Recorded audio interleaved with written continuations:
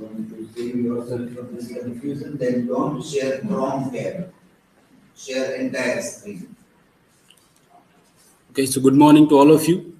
I am Akash Chawda, and the important on my today's topic of presentation is the importance of being satirist, Alexander Pope, and the neoclassical age. In this presentation, we will see about the Alexander Pope as a satirist, as a prominent satirist of the neoclassical age, and these many things we have to see in this presentation. First, we will see the background of the neoclassical age. This roughly expand from the 1700 to 1800s. The glorious revolution of the 1688 banished the last of Stuart monarch and established William of Orange to throne. This event marks the end of long struggle for political freedom. The glorious revolution is also known as the bloodless revolution, and the last Stuart monarch, who is a Catholic in following the Catholic religion, James II, was barred from the accession of throne, and Protestant nobles called upon the William of Orange to the throne. And this event marks the end of long struggle of political freedom and established modern constitutional monarchy. And to get votes, the people of England must be approached with the ideas, facts, arguments, and information. Because this age is also known as the Enlightenment age, the people crave for knowledge, and so that to gain votes, they must be approached with ideas and facts. And moreover, 18th century is remarkable for its rapid social and political development in the British society. And satire as a powerful tool emerged for the political and social commentary. Either, if you take any writer, they were either Tory or Whig, and to advance their political career, they satirize their enemies. And writers of this age also sought inspiration from the classical writers of the Greek and Roman. And this age marks the rise of satire in prose. Alexander Pope and Jonathan Swift were the two prominent satirists of this age. Here is the brief biography of the Alexander Pope. Alexander Pope was born on 1688 in London and died on 1744 in the Twickenham near London. He was a Catholic, and so that Catholics at the time are barred to live in this London city and forced to move to the village of Binfield. This enabled Pope to make enduring friendship with other Catholic exiles. And as we have seen that he modeled his poem upon the ancient heroic epic poems. So he has a profound knowledge of Latin and Greek because from the childhood he learned the Latin and Greek by the Catholic priest. And Alexander Pope also suffered Pott's disease, a spinal tuberculosis, which caused him his appearance hunched down a little bit, and for that he frequently mocked by his enemies as well. But this only gave to edge to his satire. And Pope is regarded as one of the prominent of the age, one of the prominent poet of the age. He eventually became the first independently wealthy full-time writer in English history. If you are talking about the satire of the early 18th century, then you have to go through the Scribblers Club. It is the early 18th century writers club, and they include Alexander Pope, Jonathan Swift, the two main satirists, and the other three are Thomas Parnell, John Arbuthnot, and John Gay.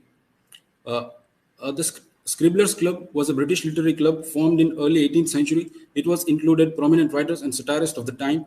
The purpose was to ridicule pretentious erudition and scholarly jargon through the fictional character Martinus Scribblers. It is the comical character in the work of John Dryden, and by this character they have satirized the learning and literature of the time.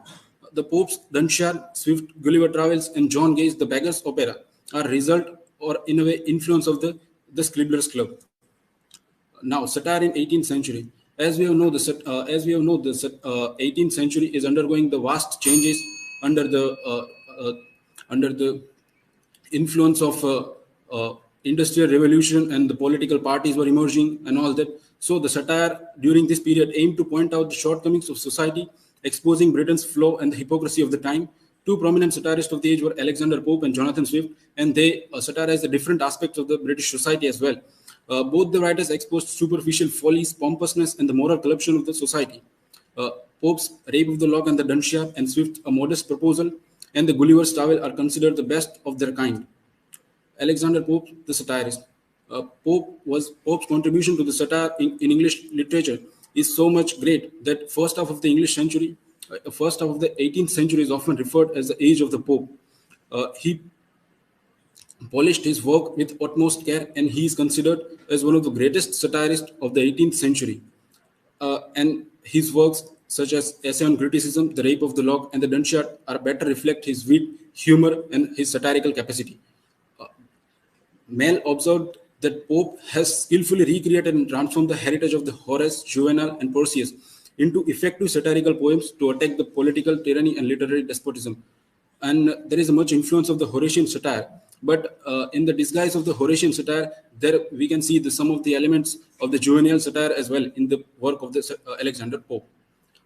Now, I have put some of the few lines from the poem Rape of the Lock, and they better describe the satire of the Pope.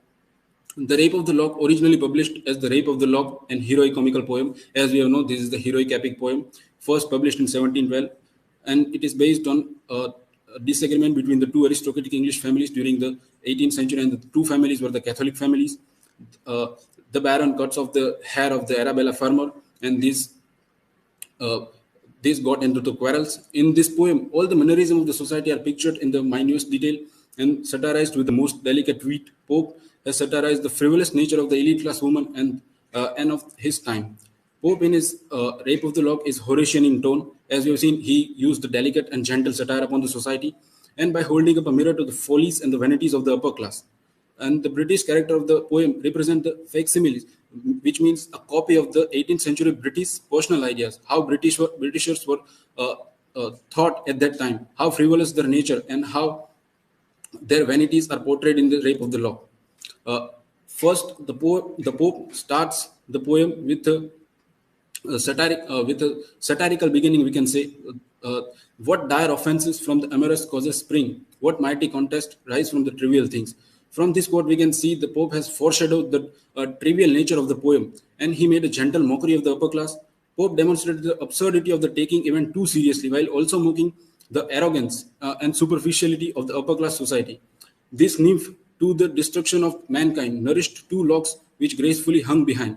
You can see the extravagance and hyperbole that Pope used in these lines. In the second canto, Belinda arms herself for the fray like a Homeric warrior.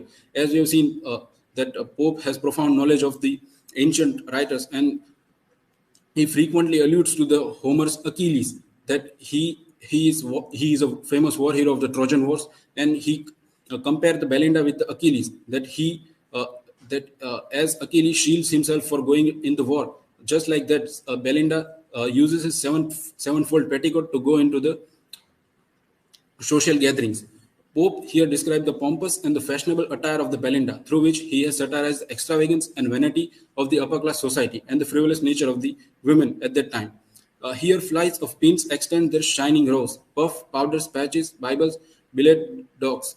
It is description of the Belinda's dressing table, and here flies the pins. That is, there are so many pins that are on the tables, and the shining rows, puffs, powders, that are the cosmetics that are used by the Belinda, and it is describes the vanity and the fashionable of the 18th century woman. To conclude, in the neoclassical age, satire played a very contributing role and the versatile role as well. And by critiquing, reforming, and entertaining society, writers of this period drew inspiration from the classical tradition, and that classical tradition paved the way for the rise of satire. And the contribution of the Alexander Pope is remained paramount throughout the century of English history. These are my references. Thank you. If you have any question to ask.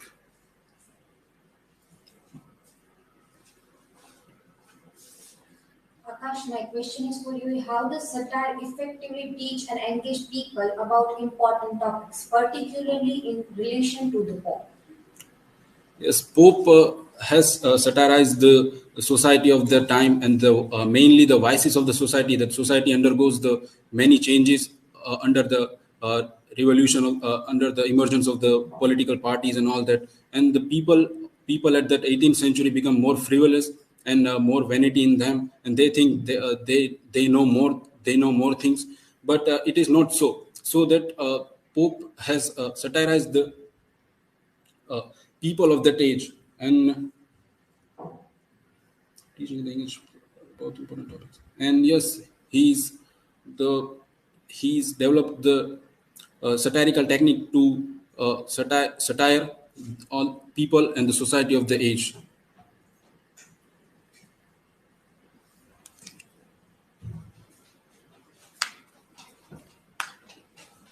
Akash, whose satire do you think is more impactful, Alexander Pope's or Jonathan Swift's? The two writers, Alexander Pope and Jonathan Swift, used different kind of satire. The Alexander Pope's used the Horatian satire, which is much gentle in tone, and it is very much not so much bitter, such as used by the Jonathan Swift in his work, A Modest Proposal and the Gulliver's Travel. The main key difference between the Jonathan Swift and Alexander Pope's satire is that Jonathan Swift is much more bitter in his nature and his satire, and Alexander Pope is much gentle in his satire.